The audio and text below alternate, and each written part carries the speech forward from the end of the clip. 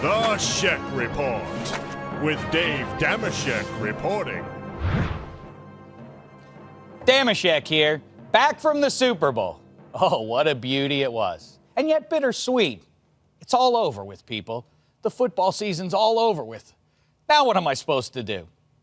We can figure that out in a minute, but first, one last epilogue. Just remember, players and coaches, don't get angry at me if I call your name. Ultimately, I didn't do this to you.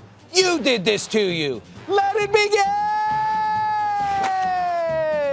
At number 5, the football gods, for the insane Jermaine Kearse catch and the damage it must have done to the collective heart health of New Englanders.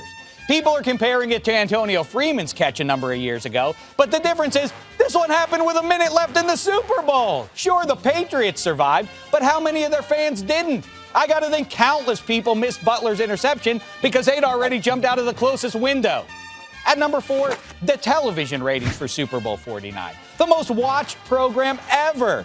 114 million people tuned in, which begs the question, what were the other 200 million Americans doing? You mean to tell me not even half our nation watched? Why? Are there really that many snowboarders and surfers? I know you weren't seeing Mordecai. At number 3, the 2 plays everyone's talking about. Yes, Kearse's catch was crazy, and yes, Seattle should have run it on 2nd and goal. It's just a super unfortunate coincidence. Everyone on the planet seems to know this, except for the only 2 guys who actually got a say in calling the play. But let's not obsess over just those 2 plays. I feel bad for all the other plays. There were so many good ones. No, I'm not talking about Left Shark or even Doug Baldwin allegedly pooping a celebration. P.S. I was there. He did.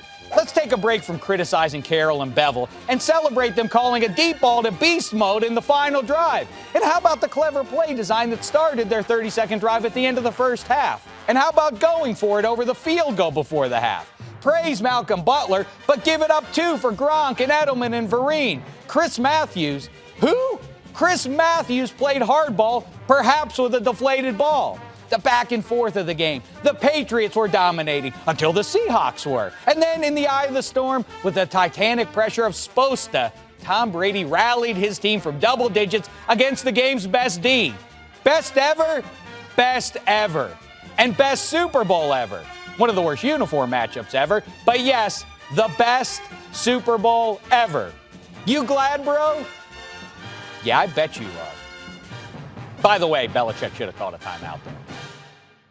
And that brings me to number 2. Congratulations to the Patriots, champions of the world. Playing Cards has a 4 of clubs, and now the NFL has a new member in the club of 4s.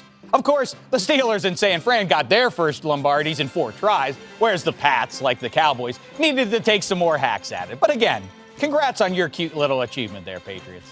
And that brings me to number 1 in the brown paper bag of shame, which goes to the physical maturation process, specifically the part that is slowly but surely giving Football Baby the disturbing ability to sit up. As you may already know, Football Baby went 37-13 picking pro football games this season, but he's likely made his final pick. Why? His dastardly increasing musculature. It's allowing him to sit up.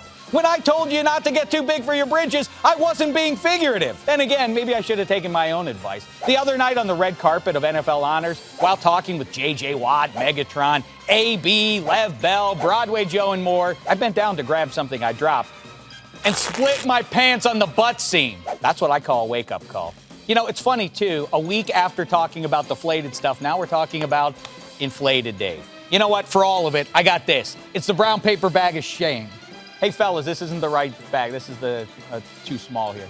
The same bag as always, Dave. Well, but if the bag didn't shrink, then that means, oh dear, it's even worse than I thought. I got to get to a treadmill stat. Till next time, try not to embarrass yourselves. And you know what? Thanks to Chris Miller, Bo, Mitchell, Jonesy, and all the fellas behind the camera on another season, well done. Till next time, try not to embarrass yourselves. Let's go. He pooped a football. Shek.